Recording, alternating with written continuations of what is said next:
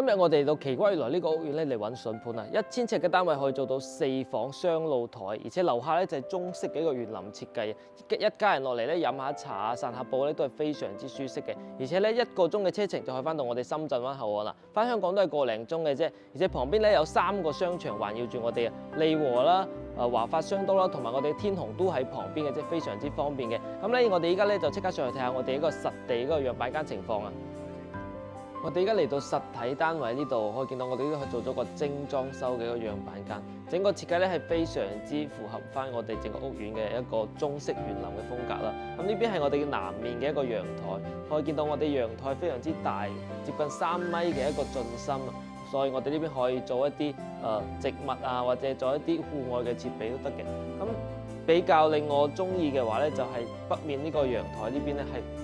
位置非常之大，首先放咗餐廳啦，同埋生活陽台啦，同埋我哋呢邊嘅一個廚房咧係做咗個 U 型嘅一個廚房，而且有個大冰箱嘅一個預留位，全部嘅一個設施啊、3件套都係俾到我哋嘅。咁我哋呢個屋苑咧，依家咧係全屋嘅精裝修交付啦，全屋嘅中央空調交付俾我哋嘅。呢邊咧就係我哋嘅休息區，休息區嘅話咧係做咗4間房俾我哋。客房啦、兒童房啦，兒童房呢邊咧係帶一個套廁添俾我哋嘅。呢邊咧係一個公共衛生間。咁主人房呢邊咧，我哋咧係做咗個